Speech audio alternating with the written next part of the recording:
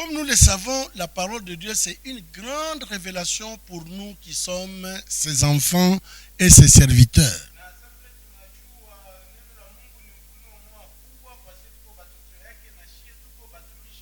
Et chaque jour, l'Éternel nous révèle de grandes choses pour son œuvre. C'est alors que nous nous découvrons nous-mêmes et nous découvrons qui est Dieu par rapport à nous. Aujourd'hui encore, nous voulons lire sa parole. Et nous sommes dans le livre du prophète Jérémie au chapitre 30. Nous allons lire deux versets 16 et 17. Nous sommes dans Jérémie au chapitre 30. Jérémie, c'est juste après Ésaïe.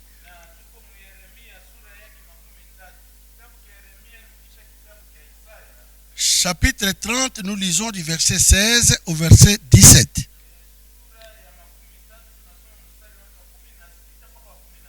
Cependant, tous ceux qui te dévorent seront dévorés, et tous tes ennemis, tous iront en captivité. Ceux qui te dépouillent seront dépouillés,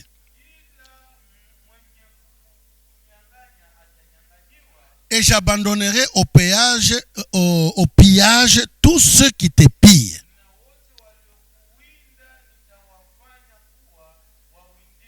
Mais je te guérirai, je panserai tes plaies,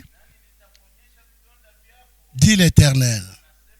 Car il t'appelle la repoussée,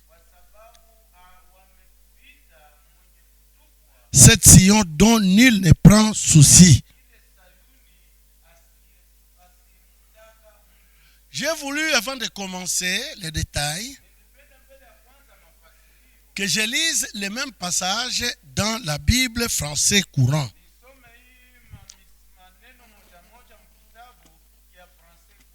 Et mon ami va interpréter selon les textes de français courant. Nous sommes dans Jérémie 30. Nous lisons les deux versets que nous venions de lire, 16 et 17.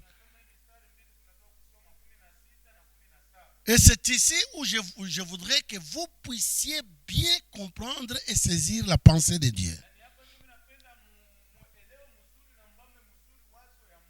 Mais tous ceux qui te dévorent seront à leur tour dévorés. Tous ceux qui te détestent seront à leur tour déportés.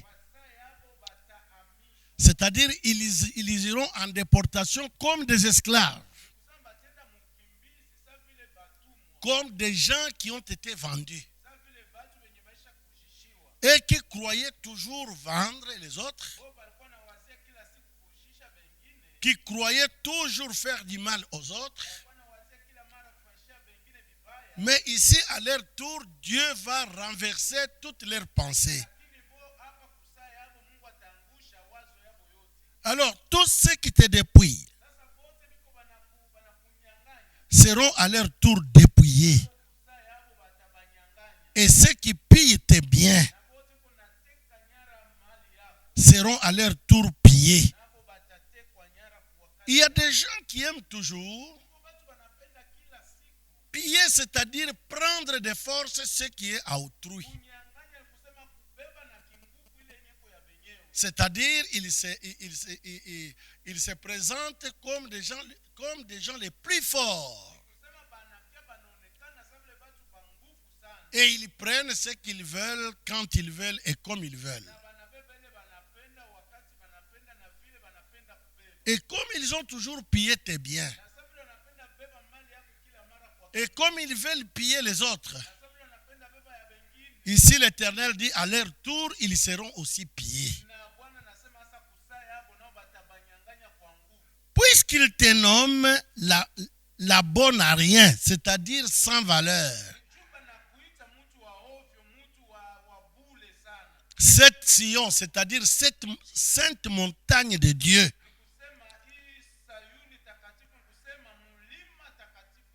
dont personne ne se soucie d'elle. Eh bien, l'Éternel déclare,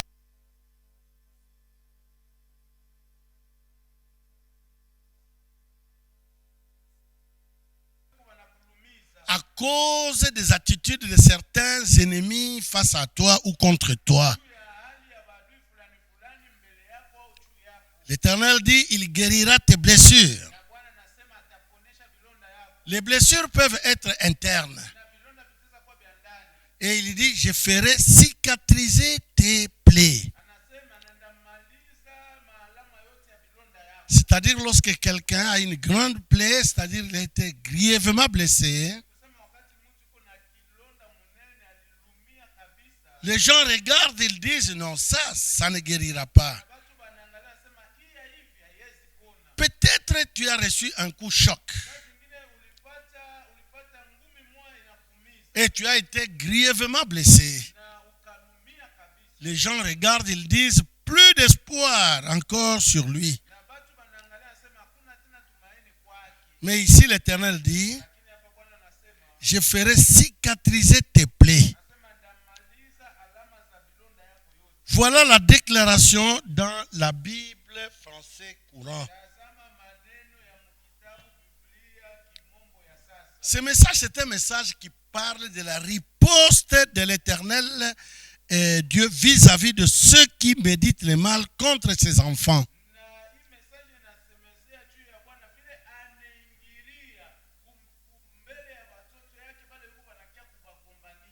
Riposter, c'est-à-dire répliquer. Riposter, cela veut dire contre-attaquer violemment. Bien-aimé dans le Seigneur. Riposter, cela veut dire défendre. Cette fois-ci, c'est l'Éternel qui va passer à la riposte. Et il va riposter avec une force violente. De la même façon que les grands de ce monde. C'est ceux-là qui se disent les puissants de ce monde. Aujourd'hui, contre l'ennemi qui décime le monde, ils sont en train de dire, nous ripostons avec force. Mais ils ne parviennent pas à anéantir l'ennemi qui les guette avec violence. Il n'est pas ainsi avec Dieu. Lui, il riposte pour donner la victoire directement. C'est le cas, par exemple, lorsque nous voyons l'histoire de Madian. Il montait toujours avec Amalek pour aller détruire la provision d'Israël.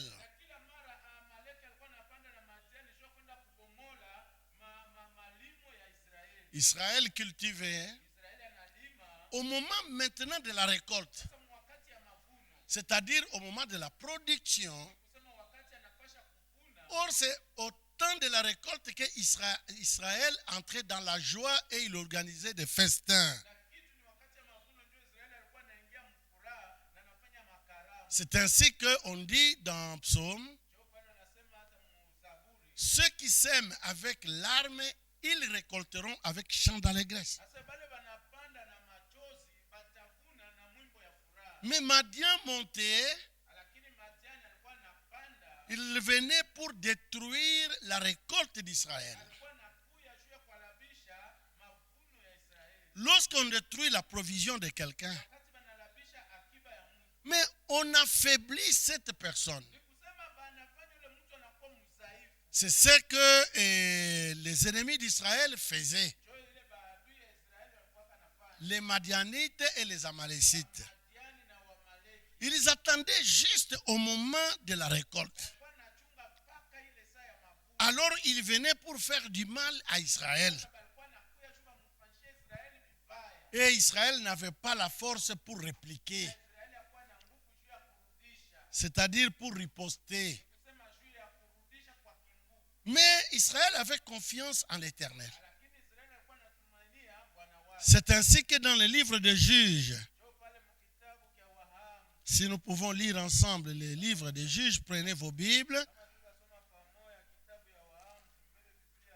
Juges au chapitre 6. Juges, c'est un livre qui vient juste après Josué. Alors nous sommes dans son chapitre 6. Nous allons lire d'abord du 1er au 6e verset. Les enfants d'Israël firent ce qui déplaît à l'Éternel. Et l'Éternel les livra entre les mains de Madian pendant 7 ans. La main de Madian fut puissante contre Israël. Pour échapper à Madian, les enfants d'Israël se retiraient dans les ravins et dans les montagnes,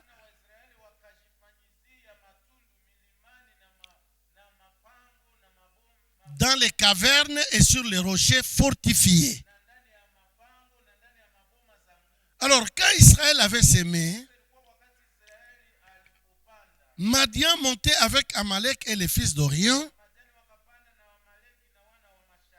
et il marchait contre Israël, c'est-à-dire contre lui.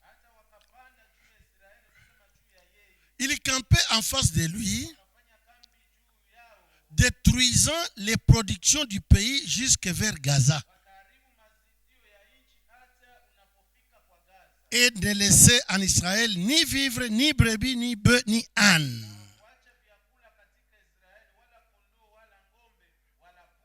Et car ils montaient avec leurs troupeaux et leurs tentes, ils arrivaient comme une multitude de sauterelles. Ils étaient innombrables.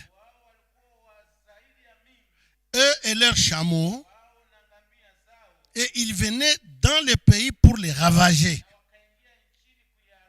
C'est-à-dire, ils venaient pour détruire le pays. Même les ennemis qui viennent vers toi, vers nous tous. C'est pour tout simplement venir nous détruire ou nous rendre faibles en détruisant ce qui nous donne la force.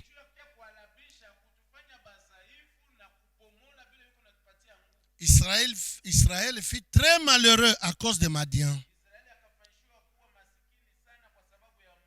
Et les enfants d'Israël crièrent à l'Éternel. Du verset 11 au verset 16.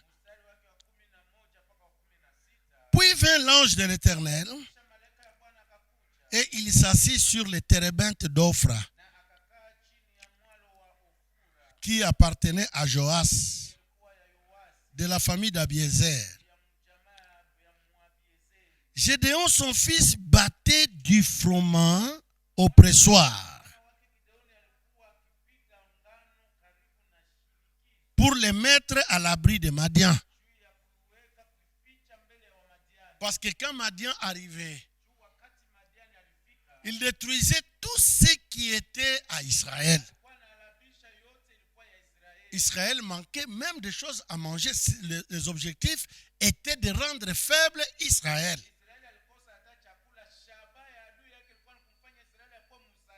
L'ange de l'Éternel lui apparut et lui dit: l'Éternel est avec toi, vaillant héros.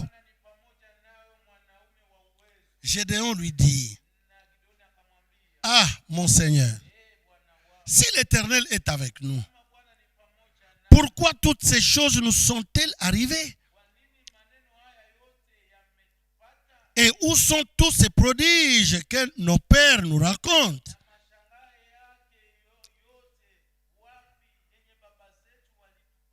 Quand ils disent: l'Éternel ne nous a-t-il pas fait monter hors d'Égypte? Maintenant, l'Éternel nous abandonne. Et il nous livre entre les mains de Madian. L'Éternel se tourna vers lui et dit: Gédéon, va avec cette force que tu as.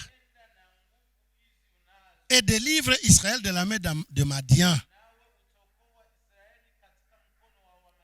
N'est-ce pas moi qui t'envoie? Pendant que Gédéon se sentait faible, mais l'Éternel lui apparut, parce que l'ange de l'Éternel, c'est Dieu lui-même. Ce n'était pas n'importe quel ange qui est allé voir Gédéon, pas même un chérubin ou un séraphin, mais l'ange de l'Éternel lui-même, c'est-à-dire Dieu lui-même, est allé se présenter devant son serviteur.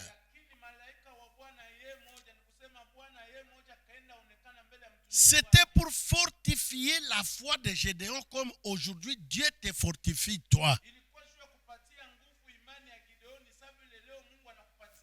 Pendant que tout le monde perd courage, pendant que tous les Israélites montaient au sommet des montagnes et entraient dans les ravins pour se cacher devant les Madianites.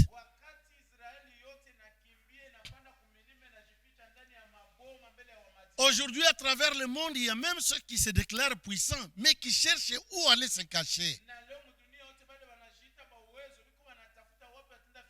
Les gens voient que même leur argent n'a plus le pouvoir de les sauver. Même s'ils regardent au plus puissant, ceux qui se déclarent plus puissants du monde. Mais ils trouvent qu'eux aussi sont en train de chercher un refuge. Alors les hommes sont en déséquilibre. Alors l'Éternel apparut à Gédéon qu'il a trouvé encore avec un cœur disposé. Le vœu de mon cœur est que par ce message, que l'ange de l'Éternel trouve que tu as un cœur bien disposé pour faire face à l'ennemi qui décime le monde aujourd'hui.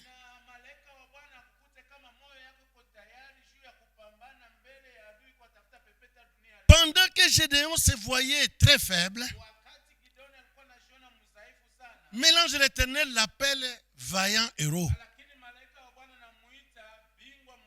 C'est-à-dire un combattant capable de remporter des victoires. Alors il dit, va avec la force que tu as. Peut-être toi tu ne sens rien en toi, mais tu as la foi. La foi, c'est une force dans la vie d'un croyant. C'est pourquoi dans la barque où les disciples étaient avec leur maître Jésus, mais ils ont crié lorsqu'ils ont vu que les flots pénétraient et remplissaient la barque.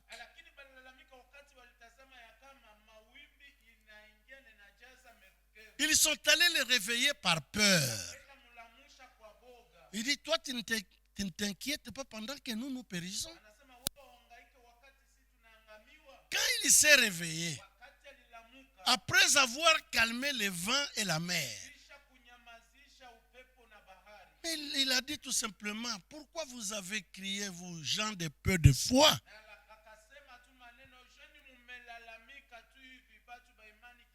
Ceci prouve que dans la détresse ou dans des problèmes, c'est que notre maître est toujours là avec nous dans cette barque.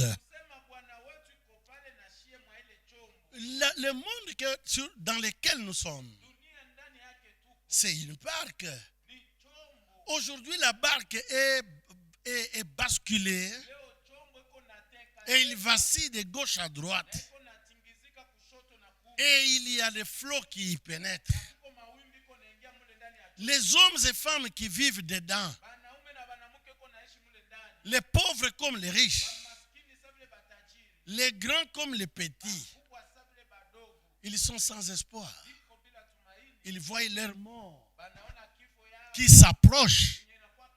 Mais le maître est là. Leur attitude me plaît. Et j'aimerais t'encourager à partir de l'attitude des disciples qui étaient dans la barque avec le maître. Ils n'ont pas voulu rester calmes. Ils se sont mis debout pour aller réveiller les maîtres. Qu'il en soit ici avec toi et moi.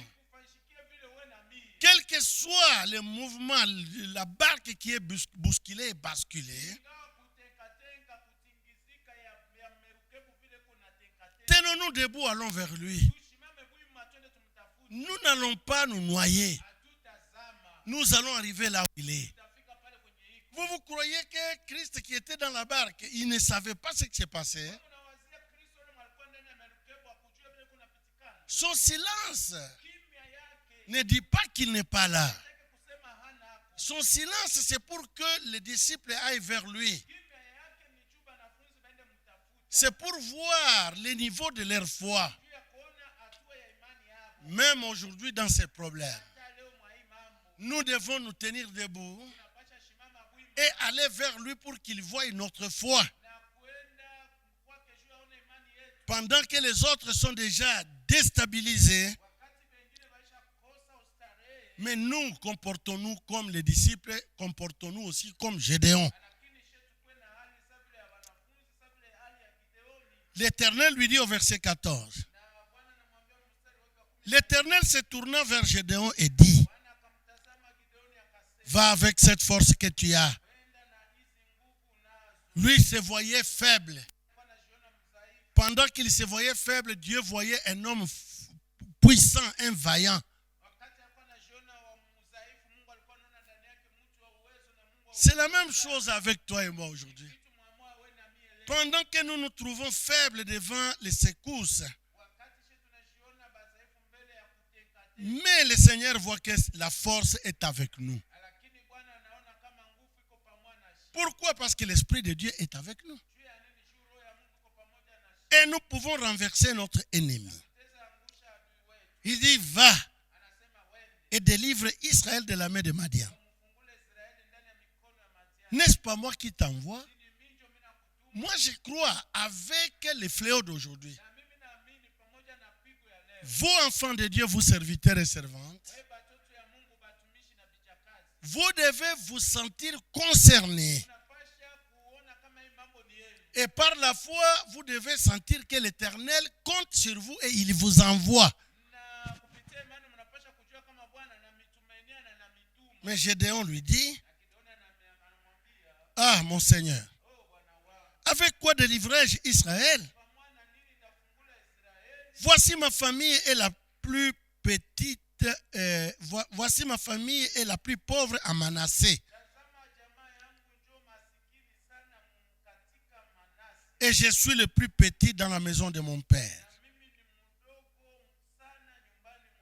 L'Éternel lui dit, mais je serai avec toi. Et parce que je serai avec toi, tu battras Madian comme un seul homme. Bien-aimés dans le Seigneur, avec Dieu, nous sommes plus que vainqueurs. Et nous ne pouvons pas dire que nous sommes faibles comme Gédéon l'a déclaré. Du verset 22 jusqu'au verset 24, Gédéon, voyant que c'était l'ange de l'Éternel qui était avec lui, alors il dit, malheur à moi, Seigneur éternel, car j'ai vu l'ange de l'Éternel face à face. Et l'Éternel lui dit, sois en paix, Gédéon. Ce message est à toi qui me suis. Sois en paix. C'est l'ange lui-même, c'est Dieu lui-même qui a apparu. Tu dois être dans la joie lorsque Dieu se présente devant toi. Et aie la paix. Ne crains point. Même si tu suis à l'écran, que dans tel pays, dans telle ville du monde, dans 24 heures, il y a eu 400 morts. 600 morts. La Bible dit,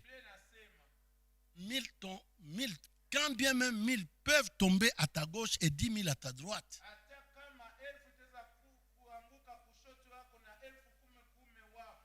Tu ne seras pas atteint. De tes yeux seulement, tu verras la rétribution du méchant. Pourquoi? Parce que toi, tu es sous l'ombre des ailes de l'Éternel. Alors, sois en paix et ne crains point. Et l'ange lui dit, toi, tu ne mourras pas. Gédéon bâtit là un autel à l'Éternel. Et lui donna pour nom l'Éternel paix, qui existe encore aujourd'hui à Ophra, qui appartenait à la famille d'Abiézer.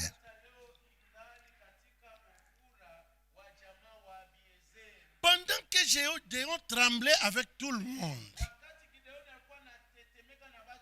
il ne pouvait même pas avoir l'idée que c'est à lui en qui l'Éternel place sa confiance pour délivrer le peuple.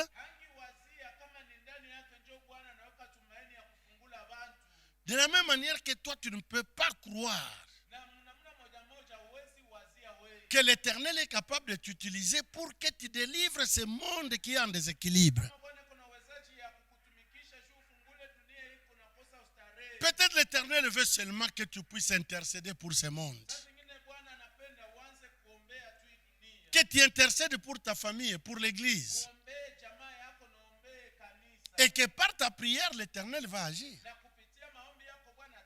Mais toi-même, tu te sens faible, petit au milieu des autres, comme Gédéon se sentait le plus petit dans la maison de son père. Or, l'Éternel voyait en lui un vaillant guerrier. C'est alors que vous remarquerez avec moi, avant que l'Éternel ne puisse s'associer à Gédéon, alors le peuple d'Israël et Gédéon lui-même étaient tellement faibles, je dirais très faibles. Ils ont manifesté la faiblesse devant ou vis-à-vis de leurs ennemis. C'est-à-dire une faiblesse devant Madian. Mais lorsque l'Éternel s'est associé à Gédéon, en lui disant, va et je serai moi-même avec toi, Gédéon a repris courage. Et la force de combattre leurs ennemis lui était revenue. Et tel que l'Éternel lui a dit, va et tu battras Madian comme un seul homme, la Bible nous fait voir qu'il a battu Madian comme un seul homme. Avant de terminer, nous allons rentrer dans Juge 6. Nous lisons du verset 14 à 16. L'Éternel se tourna vers lui, c'est-à-dire vers Gédéon, et lui dit,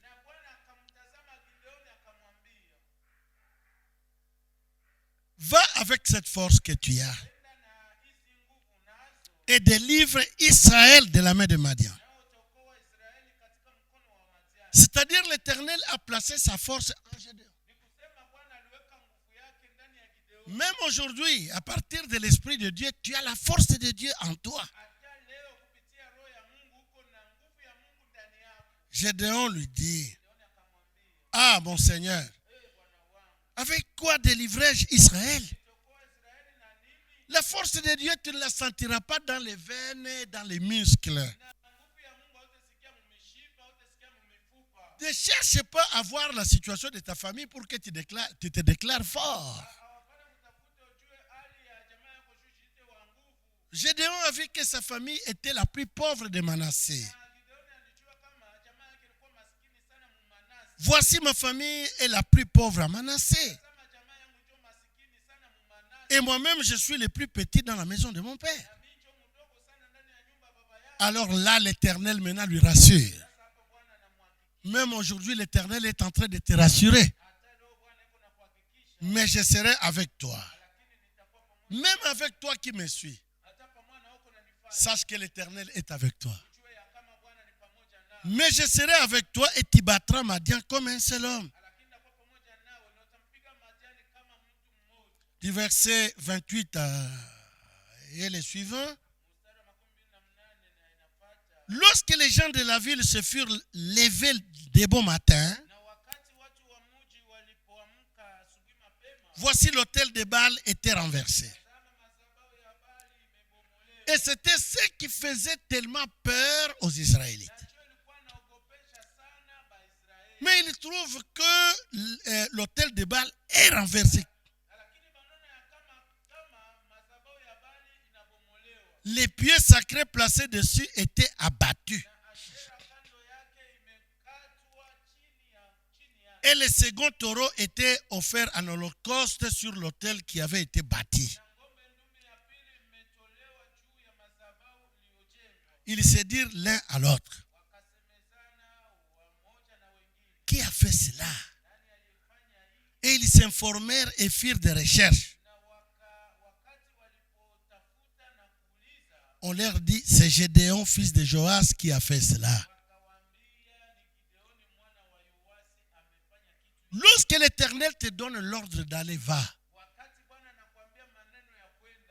Parce que lui-même sera avec toi et la victoire te revient. Ce que les autres, ce qui fait trembler les autres, Dieu te donnera la force pour que tu puisses vaincre la chose. Alors les gens de la ville dirent à Joas, le père de Gédéon: fais sortir ton fils et qu'il meure, car il a renversé l'autel de Baal et abattu les pieux sacrés qui étaient dessus. Joas répondit à tous ceux qui se présentèrent à lui. Et une très bonne réponse. Est-ce à vous de prendre parti pour Baal? Est-ce à vous de venir à son secours? C'est comme pour dire: c'est vous qui voulez le défendre. Quiconque prendra parti pour Baal mourra avant que le matin vienne.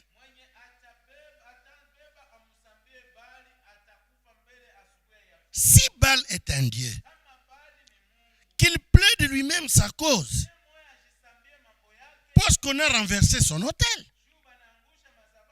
Aujourd'hui, il y a des ennemis qui font trembler le monde entier.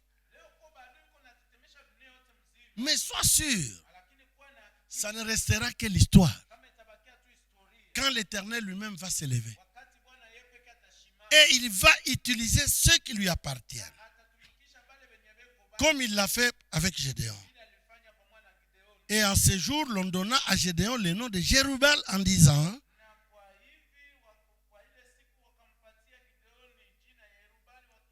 que Baal plaide contre lui puisqu'il a renversé son autel. Tout Madian, Amalek et les fils de l'Orient se rassemblèrent et ils passèrent le Jourdain et campèrent dans la vallée de Jizreel. Gédéon fut revêtu de l'esprit de l'Éternel. Voilà ce qui rassurait Gédéon. Alors il sonna de la trompette et Abiézer fut convoqué pour marcher à sa suite. Il envoya des messagers dans tout Manassé, qui fut aussi convoqué pour marcher à sa suite. C'est pourquoi nous devons aussi faire des groupes d'intercession pour qu'ils puissent marcher derrière nous et que nous puissions constituer une force unie pour combattre l'adversaire qui se dresse devant nous. Il envoya des messagers dans Aser, dans Zaboulon et dans Nephtali, qui montèrent à leur rencontre. Alors Gédéon dit à Dieu, si tu veux délivrer Israël par ma main, comme tu l'as dit, voici, je vais mettre une toison de laine dans l'air. Il a pris une peau qui était encore fraîche. C'est ça la toison, c'est-à-dire qu'il y avait encore ses poils. Alors il demande à Dieu de lui montrer un signe. C'est dans telle période qu'il faut demander à Dieu des signes. Si la toison seule se couvre de rosée,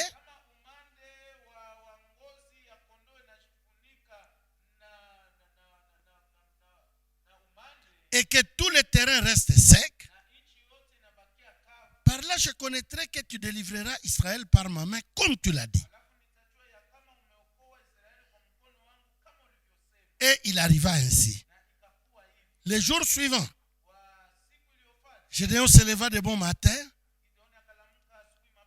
pressa la toison et fit sortir la rosée, qui donna de l'eau plein une coupe. Gédéon dit à Dieu, que ta colère ne s'enflamme point contre moi. Et je ne parlerai plus que 7 fois. Je voudrais seulement faire encore une épreuve avec la toison.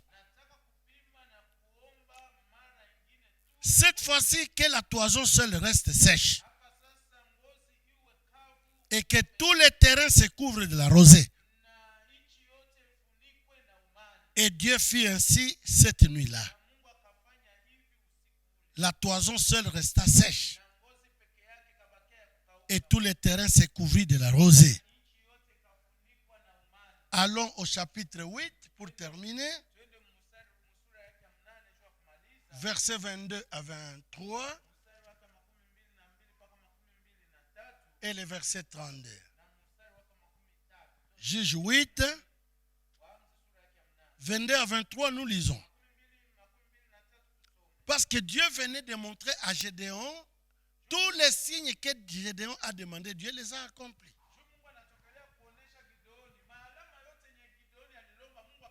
C'est pendant une période pareille que Dieu peut nous montrer des signes visibles et palpables. Pour nous fortifier en disant, je suis avec vous.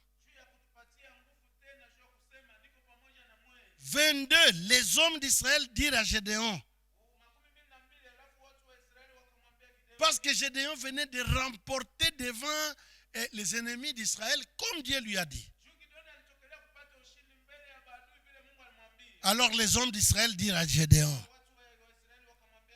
en voyant ce que Dieu a fait avec Gédéon devant leurs adversaires.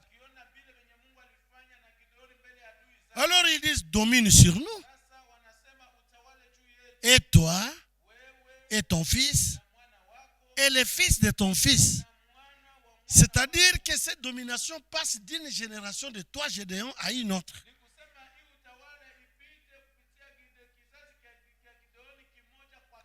Car tu nous as délivrés de la main de Madian.